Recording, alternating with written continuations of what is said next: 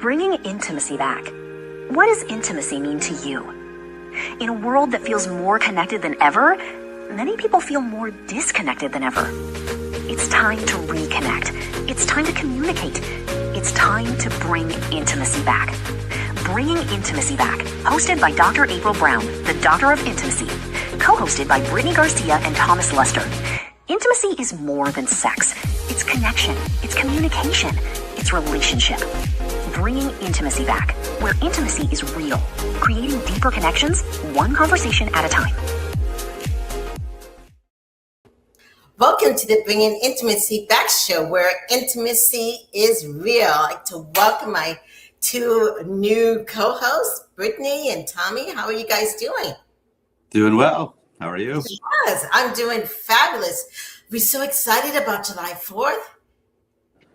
Yeah, I don't know if my dogs are, but yeah, we're excited. Yes. Yeah, it's just going to be popping with fireworks and stuff. Yeah, which, I mean, I'm so excited because today we are actually talking about the fireworks in the bedroom. Ah, yeah, okay. Absolutely. Yeah, definitely. Yes.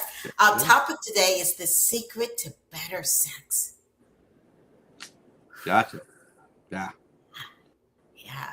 Let's sit there and just even think about the secret to better sex. Oh my gosh. I'm just like so excited to go into this topic.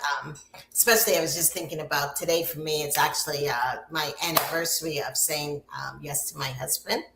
Yes. Yeah, a few years ago. Yes. So one of the secrets, of course, is to love the person. That's a good one. That's a good one. Yeah, definitely Helpful.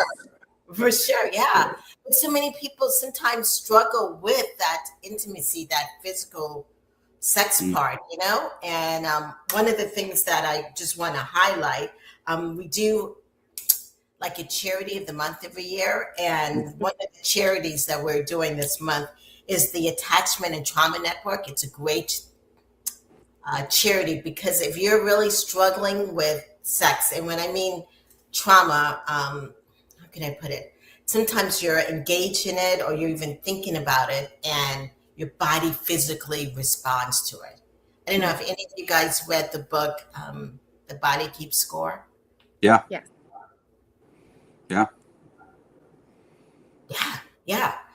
And what that book really shows is that our body remembers everything. Mm-hmm. Just Absolutely. like that unconscious mind. Mm-hmm. You know? Absolutely. Yeah. And so we really want to, in our discussion here today, really talk about how can we honor our body, how can we honor our spirit, and how can we honor our mind when we engage in intimacy, especially on that physical part. Yeah. So as we let go and start off this thing here, I think one of the things we could do is automatically right now, as we enter this topic, why don't we all just give ourselves a nice warm little hug? So you just take your arms and you fold it and you're like, okay, yes. All right. The better secret, the secret to better sex. I guess one of the main secrets is intimacy. Yeah, absolutely. Yeah. 100%. Yeah, for sure. Yeah. So, Tommy, I see you got this shirt on about a pickle. The pickle is like. Yeah. Not to be introduced into the nature of sex is just a funny shirt, but yes. But agree. I think one of the biggest secrets to better sex is understanding the foundational piece of intimacy. Mm-hmm. How important it is. I think it is definitely missed a lot in relationships. Mm-hmm. Yeah. I wonder, do men and women sometimes think, well, my secret to better sex is different than a female? Yeah, I think culture's done a good job in creating the fact that we men and women can see that totally different. Mm-hmm. And not that all men see it the same way or all women see it the same way, but there is a divide.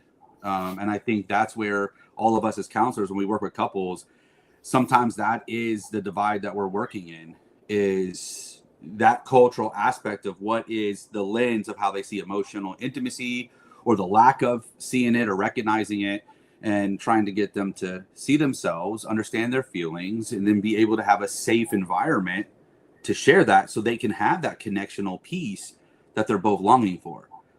But they also have to learn their language. I think emotional intimacy has a language of its own, and it's often missed. But again, let's look at culture and the upside down nature of physical versus, emotional intimacy, and which one comes first or which one's more important. Right. So I think, men and women, I think, do sometimes see it differently. Right. And you mentioned an important word in there was that safety. Yeah. Safety. Yeah. I'm a big proponent about that being the foundational piece. And it's a basic need too. Do you get that from Maslow's thing? It's one of those basic needs. When I feel safe, I can be vulnerable. Yeah. I think emotional safety is too often misunderstood as a concept in our overall relationships.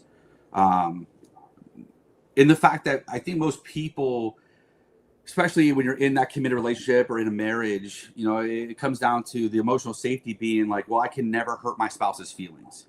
Mm-hmm. And they believe that the emotional safety, what actually means in reality, if we're going to want to have connection, we have to understand that emotional safety actually means that you can feel safe enough to share those thoughts, those feelings, what's in your mind, what's in your heart, and share that truth, even if it feels uncomfortable. When I have couples in front of me, I will normally ask them, would your spouse feel emotionally safe if you were to tell them something that they don't want to hear? Right. And if the answer is no, then they need to understand this, that emotional intimacy will always have limits, because people will only become as vulnerable as the relationship is safe. Right. So you can't get away. They're one and the same. You have to have safety in the exploration of emotions. Right. And so, and especially because you're talking about with couples, but I know that there's some of our listeners out there that are single. Yeah. Or young women, maybe similar to you, Brittani, in the sense, and they're wanting to take that next step, or their partner is requesting, or their hookups, I guess they may call them partner hooks, is requesting that next step. How do you decipher what is safe? I think that's a wonderful question. And before even getting into that, I'd like to talk a little bit about what emotional safety means in this type of context, because people, I think, associate safety with physical safety more often than right. Right now, I'm sitting in a room. There's no active necessarily threat here present. So it's not necessarily being free from physical danger. It's understanding where our nervous system is experiencing. And when our nervous system senses that threat, whether it be a harsh tone or criticism, conflict, it tends to shift into that survival mode. So we tend to become anxious, guarded, or defensive in those moments. But when we do feel that emotional safety, our nervous system can finally relax. So it's understanding. Yeah, I'm curious, but can that nervous system also be when something is fairly new? When you know what I mean? Yeah. When something is fairly new, I think it's an understanding of ourself that gives us that better gauge on what's going on around us. So it's being in tune with that nervous system and knowing, okay, I'm starting to feel a little bit anxious, but how do I know I'm feeling anxious? Is my heart racing? Is my chest getting a little bit tight? Am I breathing a little bit more rapidly? Those are some usual telltale signs, going back to the body keeps the score, those cues that our body gives us that our nervous system is activating. Of course, we have those nervous butterflies when we're engaging in that new type of relationship or conversation. We get a little bit excited, or anticipatorily, just ready for what's to come. But there's a difference between that type of excitement and that feeling where something is feeling unsteady, unsafe, and that foundation is not there. Mm. What about that notion some people say is just to push through? It'll get better. Yeah, push through. Through. What happens when you push through? You got to ignore something to keep pushing through. Yeah. Right. So what you asked a question about, like, what about the singles? Yeah. And I always like to pose a question back to people, like, what's the first relationship you actually really ever had? And a lot of times, you know, people want to think, you know, if it's a religious, they might say God, if it's, you know, or their parents. And it's like, well, actually, it's yourself. Right. You know, as you were, you know, growing, you had to have a conversation, whether you remembered it or not. Your mind was constantly firing. You're having a relationship with yourself. And as she was talking about your nervous system, as you're going through things and feeling and experiencing, you're judging whether or not you're safe in those environments. And so while, you know, I will advocate for couples to build deeper forms of intimacy, because those environments that create that deeper well, it allows them to experience intimacy without fear of punishment or rejection. But we as individuals, we can reject ourselves. We can punish ourselves. And if you're talking about pushing through, what are you do? Well, what are you rejecting, and what potential punishments coming to you later by rejecting something or avoiding something just so you can push on through? And so you can have this intimacy, that safety. I think it starts with yourself. Right. Right. And once you feel safe, I think that also provides a lot of freedom. I feel safe, I'm open, and I'm free. And then you can be very creative, which, you know, which really helps. Yeah. Because intimacy, and especially even sexual intimacy, should really just be about play. But, yeah, but you can't really fully play if you're worrying about your safety. So safety, guys, is the first key to having better sex. Yeah, for sure. Yeah. What else in the sense of this? Like, I'm feeling safe. How can I think the other part I was just thinking it's because it's a body, mind, spirit connection. And one of the things also that just happened is also, I'm going to flip it a little bit. It's humor, having a little humor. Well, you talked about play. Yeah. You know? Yeah. I think humor is great. I think humor can sometimes it can help with humility. It can help with bringing fun. It can help with making light in sometimes situations that seem heavy if it's done right. I think where we have to be cautious is sarcasm.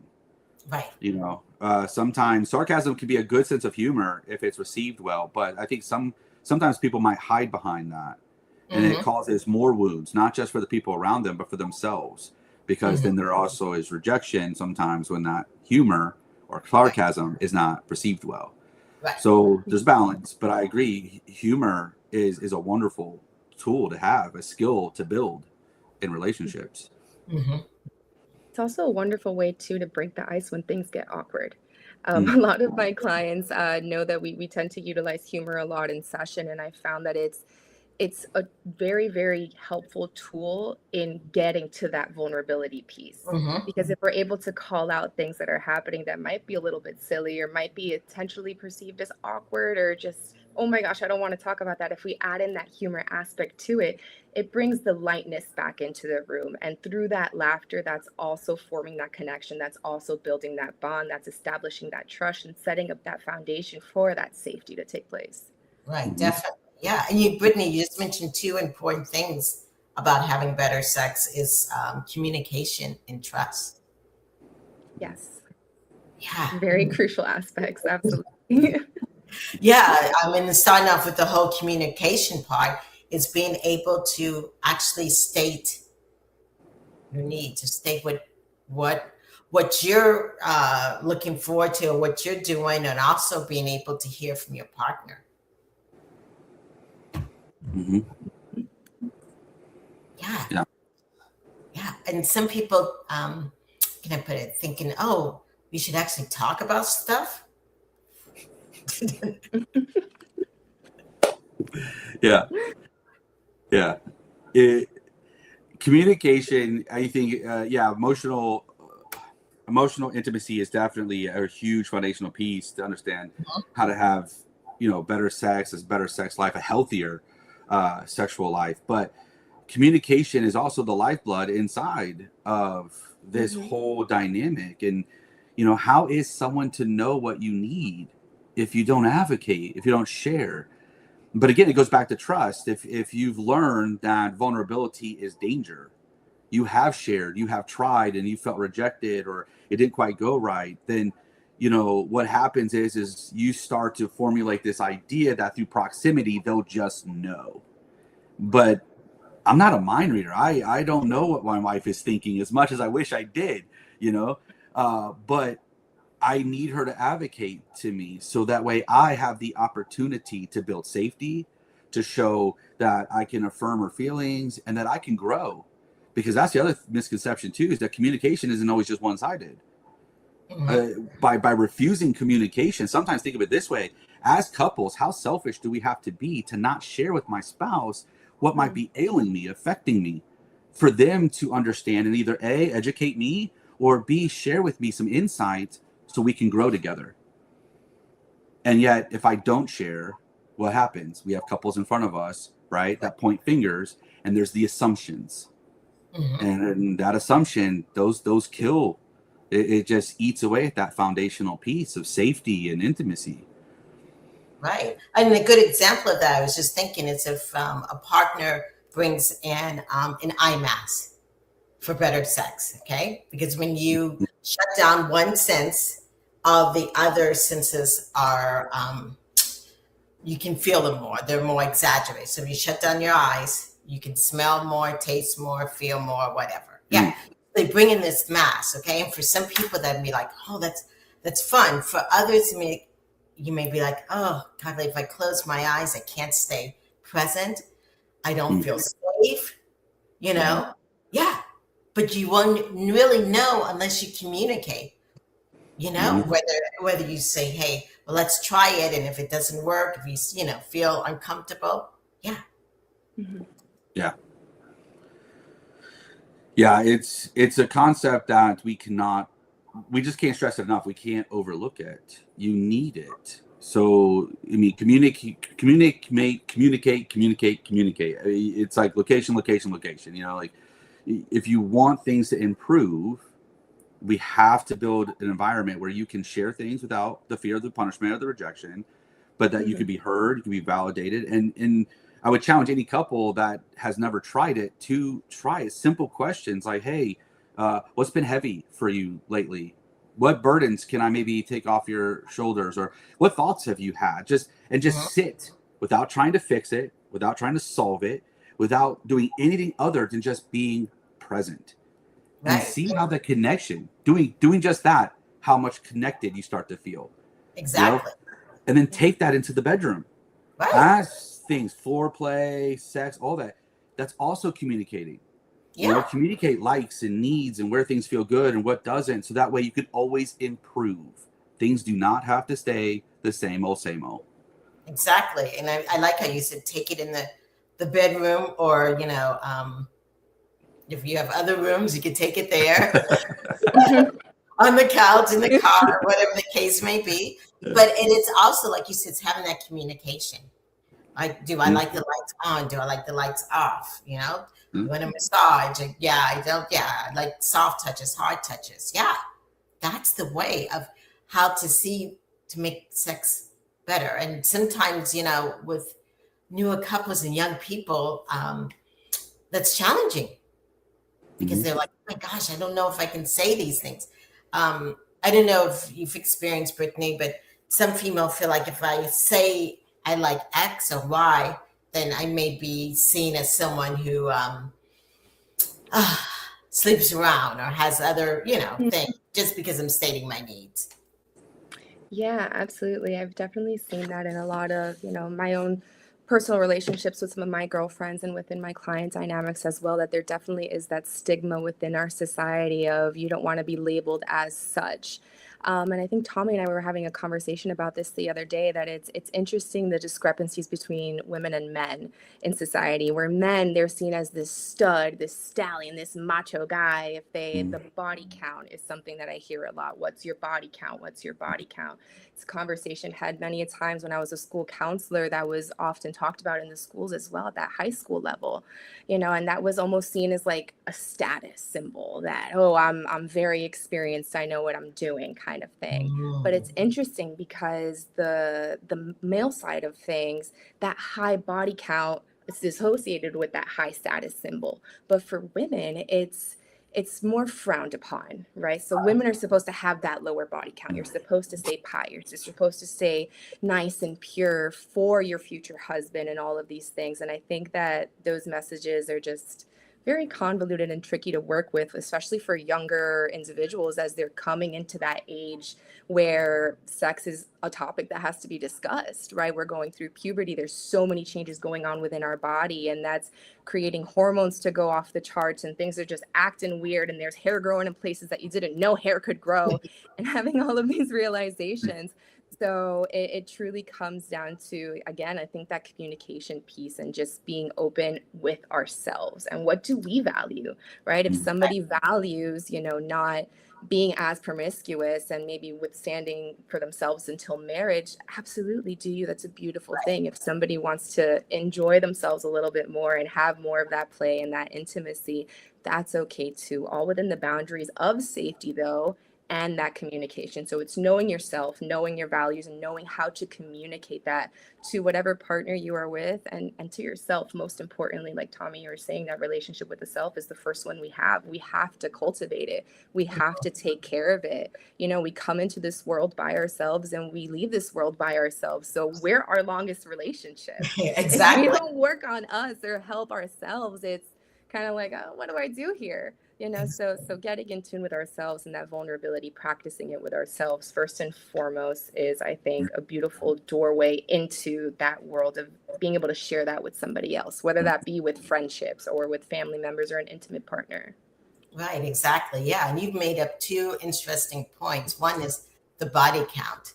Yeah. And some people believe, like, if you have a high body count, you really know about sex and you're going to be the best lover, or whatever the case may be. But in reality, everybody's body is a little different.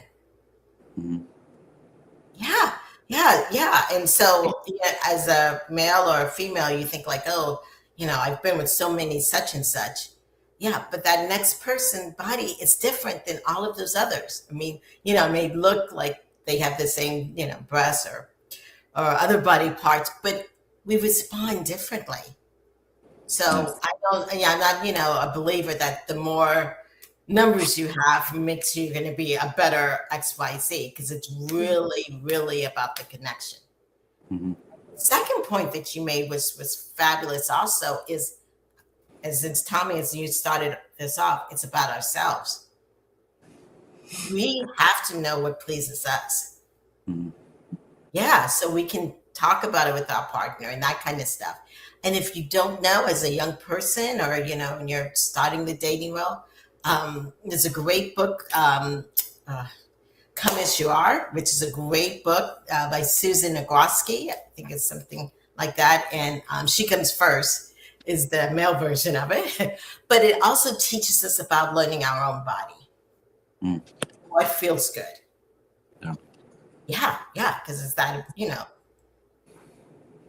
I don't know if you guys have any thoughts on those two aspects of the body count, or really knowing your body. Yeah, it's, as you mentioned, we had a conversation trying to understand a little bit on the cultural aspect. And, I kind of related a little bit to a justice background too. And in that, we kind of learned a little bit about court, and in that, the male structure and all that, and how men used to run things. But we're seeing the switch now. There's a pendulum swing in that. And when you take that understanding of how much men used to dominate culture and society, look back also, if you look at the history of just, say, the way women dressed, it changed a lot. And men drove what was to be considered attractive in all of that scenarios. But look at the men and how they dressed. Subtle changes, yes, but pretty plateaued across the board, right? To the degree, not to the extreme as women's wear. And then look at what's happening now, where men used to dominate that. And so you have, into today's culture where now we're trying to create all these separations. Men are this way, women are this way, who's dominate what, body count. It's like, why is it okay that men are supposed to be able to say, I have so much of experience per se, but they want purity on the other side? They're not willing to offer what they want in return. And so that comes back to the self. Yes. It comes back to the self. So, and men, don't hate me on this, okay, if you're watching, but like, take some accountability and let's change the game. And it's our responsibility to be better. And so if we don't know how to love ourselves, how are we to expect someone else to do so? If we don't know the ins and outs of our needs, how are we going to expect anybody else to try to fulfill that when it's our job to know it and it's our job to advocate for it? And so you don't need to have 100 women under your belt to say, oh, I'm experienced. You just need to be able to feel safe, have good communication, find the person that's going to build that environment with you, and have fun doing so. And so, again, look at any study on longevity in relationships, and sex is not at the top. And so, again, it goes with an argument that we could spend a whole other episode on, and that's physical versus emotional intimacy, which is supposed to come first. And our society has done a very, very good job convoluting that. And I think we need to understand both in both sexes that, physical intimacy that only gives access to your body, right? But emotional intimacy, that gives access to your heart. If you don't know your heart, you don't know what you need, how are you supposed to be able to present that and say, hey, I want you to cultivate this with me too? How are you supposed to hold someone else's and to take care of that and to cultivate that? Because you have a lot of absences in what you know or what you're able to advocate for. So we don't need high body counts, and we shouldn't be trying to get something that we're not willing to give. There needs to be mutuality. And I think that also creates safety at the same time. Yeah, and Tommy, I think you mentioned a really wonderful point there. I know we could absolutely spend a whole maybe 2, 3, 4 episodes on emotional intimacy versus physical intimacy. And I think it's really important to recognize that we do live in a culture of immediate gratification. We can literally have our groceries delivered in less than an hour. This thing right here, yeah. We can have our groceries delivered in less than an hour. We can stream whatever movie we want from whatever decade we want. We can order almost anything with the tap of a button. So we've become very accustomed to getting our needs met quickly, right? Without having to do, I would even go as far to say, much work to get that, right? Yeah. Again, just the click of a button and it's right there. But emotional intimacy does not work that way. Emotional intimacy is built over time through that consistency, through that trust, vulnerability, communication, and just countless moments of connection. It's getting to know someone's inner world as much as you get to know your own, and feeling safe enough to let them know your own. Physical intimacy, I mean, on the other hand, it's a really important way that many couples might express that closeness, but at the same time, it's not the same as emotional intimacy. There is just some overlap sometimes. So I'm glad that you brought that up. Yeah, and thank you so much, Brittany, also for bringing up that we're about instant gratification. Yes. Yeah. And before we go on to break, when we talk about better sex really starts way before foreplay or before touching is even involved, Yeah. Absolutely. It starts, earlier in the day, just really that connection, that bantering, that feeling safe, as we've been talking about through this whole thing. And so, yes, now we haven't, there's some people out there that are, Anna just asked, how can couples start difficult conversation without creating conflict? Ooh, that's a really Yeah. Okay. Yes. So one of the things that I would recommend, and this is with everything, is start with your feelings. I feel. but we want to do it with a gentle startup. So one way of doing a gentle startup is, instead of just saying, you did yada, yada, yada, honey, babe, lover, some little nickname, I feel. If you start it off with that, it lowers that where the person can actually hear. Yes. Yeah. Brittany, I think, or Tommy, do you guys have any tips for Anita? I'm sorry. yeah, I would think a good tip could be really is piggybacking on you, checking your own emotions, being self-aware in that, but find it in you to start to become curious before you become corrective. If you can't be curious in a situation, why is my spouse feeling that way? Why do I want to share this? What was bothering me? And start to have that genuine curiosity. Because remember, when we're in the beginning of a relationship, we'll ask questions. We don't seem to have that fear yet built in. But for whatever reason, we lose that. And it's almost like, well, when did the love no longer become enough? When was the curiosity no longer needed anymore? We start correcting, we start trying to fix. We're already answering the rebuttal before our spouse or significant other can even finish the sentence. So become curious before you ever start to try to become corrective. And you might be aware, just that subtlety. You're becoming aware of your own emotions, asking yourself those curious questions, and then ask curious questions and reply. So that way it keeps it as the soft approach as well. And it doesn't turn into an argument. But it's a curious exploration of the two of you trying to find middle ground, balance, togetherness. Yeah, and sometimes, it is inevitable, especially if it's a particularly difficult conversation, for us to be flooded. So not only is it important to know where we're standing with our emotions, like Dr. April and Tommy just mentioned, it's also really important to understand that we can also take a break. If we get too overwhelmed in the middle of the conversation, if we're going on the piece of being open and communicating, it's more than okay to say, can we pick this up in about 20 minutes? I really need some space just to bring myself back to my baseline. Being able to engage from a place where we're not going to be on the defense, where that nervous system is not activated, so that we're working from a place more so of safety. Even though it is a difficult conversation, there is the possibility to feel safe within that, if that's already been established. So again, recognizing our own self and where our emotions are, and if we do get flooded, understanding that it is okay to pause the conversation for a little bit and come back when we're feeling a little bit more able to engage in a level-headed manner, if you will. Right, definitely. Yeah.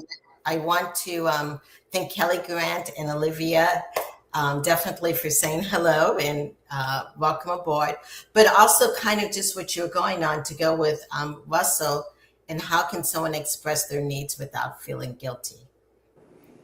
And sometimes just kind of what you were saying, Brittany, one thing that may cause us to feel guilty is just feeling flooded. Like, oh my gosh, I feel so flooded. Maybe something's wrong with me. Maybe I shouldn't be asking for my needs. And sometimes it's just taking a break. But it is okay to express your needs. We're all different. Your partner is not the same person as you. Sometimes it's different genders, but also wasn't raised by the same people, hopefully, yeah, so many aspects. Yeah. So of course you're going to have to express it. Yeah. Yeah. We also have to understand too, where the process in not feeling that way, feeling that it's guilty, or what does that do? It also can help us. It can cause shutdown. Because if you sit in that too long, or you feel that guilt too long, you're not going to start to want to. You're almost defeated before you ever get a chance to share. So, many of us, somewhere along the line, many of us start to get taught that emotions are signs of weakness, or that asking for help is failure, especially with the culture of men. And somewhere in all of that, we think that honesty then will lead to rejection. Therefore, we are going to feel guilty if I give you the burden of my feelings. I don't want to have those things. We start to shut down. But on all of that, instead of learning emotional regulation, I think what culture starts to teach us is that we end up learning emotional protection. And the tragedy in that is that the things that once protected us often become the very thing that keeps us disconnected from the people that we love most. Right, because we build walls. Exactly. So challenge the guilt for one. That goes back to what you said earlier, self-awareness. Are you aware of the feeling? Where's that guilt coming from? And if you're feeling guilty about sharing your feelings to the other person, did that person ever do anything that made that guilt be true? And understand and recognize that, guilt and shame are also two different things. So are we really talking about guilt in the sense that, did you perhaps maybe do something wrong or maybe miss something and the guilt is just kind of trying to correct you to do right? Or is it shame, which is telling you that there's something wrong with your character? You can't do this. You're not worthy of it, or the other person doesn't care enough for it. Because those are two different things we have to recognize too, and they take two different approaches. But it still comes back to self-aware. Are you self-aware enough to where did that feeling come from? Are you validating your feelings so you can respond emotionally in a correct way?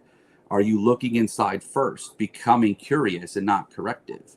All of this takes place. And again, we're all given short little examples to this, and obviously more in depth is needed. But I hope for Russ, we're making some sense for you here on communicating without feeling guilty.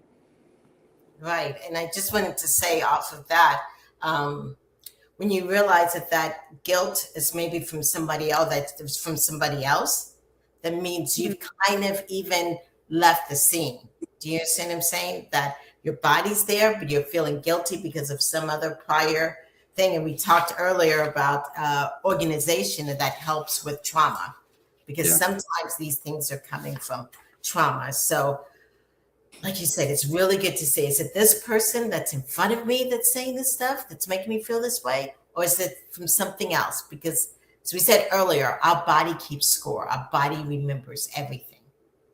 Yes. And Matt Cow has asked the question about how does emotional safety affect long-term relationships?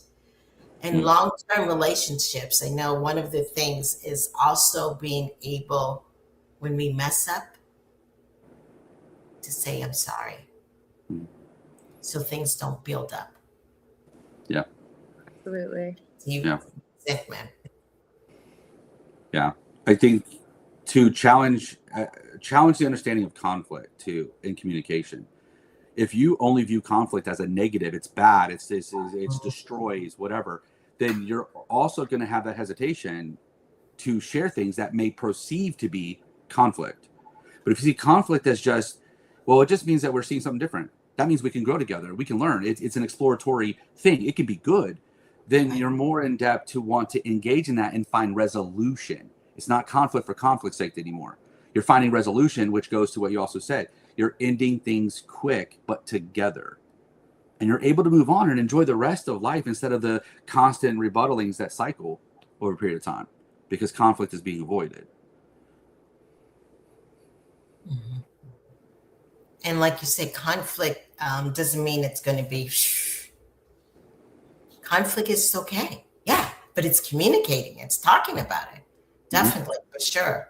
Well, this has definitely been a great topic. Thanks, everyone, for commenting. And Rochelle, we are trying our best to keep our answers very practical. And when we come back, we're going to have some practical tips for everyone listening on how to, the secret to better sex. We'll be back in a moment. Sex should not be the elephant in the room.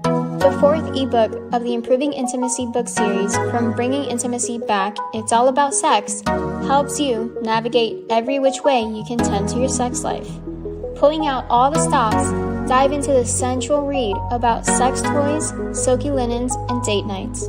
Improving Intimacy, It's All About Sex is available on Amazon, Kindle, Audible, and paperback. Search Dr. April Brown on Amazon to view all her books on improving intimacy for yourself, spouse, and more. Welcome back to the Bringing Intimacy Show, where intimacy is real. So we just had a wonderful discussion about the secret to better sex. And of course, I know he said the secret, but there's a variety of a lot of different secrets. So now we want to give some practical tips. So Brittani, especially for those young people out there that are like, oh my gosh, I just don't know how to improve my sex life. What's the secret? Here's some secrets. So one secret, I think that we've touched upon it throughout this conversation is just to check in with yourself. Gauge where you are at with yourself, where you stand with your values, where you stand with your beliefs, so that you know what to engage with when you are out in the town or when you're going to have fun or looking for an adventure to partake in, right? Because if we know ourselves and we know what we don't want and what we value, it makes it easier to recognize that in other people. So it's that understanding of self, I think, is a really, really wonderful tip. And we can access that through journaling. Very big fan of journaling. I encourage journaling for a lot of my clients. And everybody has really reported wonderful, wonderful just feedback on that consistent journaling and getting to know oneself so well. Okay, thank you for that. Yes, definitely. And off of that, I was just thinking, in the sense of learning about our bodies, one of the things that I was thinking about is there's a thing called sensate focus. Mm-hmm. Okay, and as a single person, it's really just learning. I'm talking about the body now. What touches feels good for you? So as a single person, you can also just learn how to touch yourself in the sense, even like just the face and the hair and all that. If you like what soft touches, hard touches, feathers, leathers, all of that helps provide your information so that when you're ready to communicate to someone, you definitely can. And if you're a partner, you've got a partner, you guys can try it on each other where you just slow it down and really just focus on certain body parts, use different techniques to see what feelings come up about it. Tommy, give us. If I could leave couples, anyone listening, honestly, couples or singles, with one piece of simple advice, follow this acronym. Ask. So let me explain it. First is A, obviously. A is become aware of your emotions. That is first and key, as we've been saying throughout this whole episode. And second, and no, second doesn't stand for the S, but in relationships, we need to create in our relationships where our spouse or our significant other can feel safe. And safe is the S in ask. They need to feel safe so they can also share theirs. So become aware, create an atmosphere of safety. And then the third is K. Keep showing up. Show up every day emotionally. Show up every day doing what you can to make this day better than the previous day. So be aware, be in a position to create a safe environment for them to share and for you to share, and then keep showing up. Also, we have to remember overall, why do we do this? Because emotional intimacy, it isn't built through one big conversation or big grandiose act.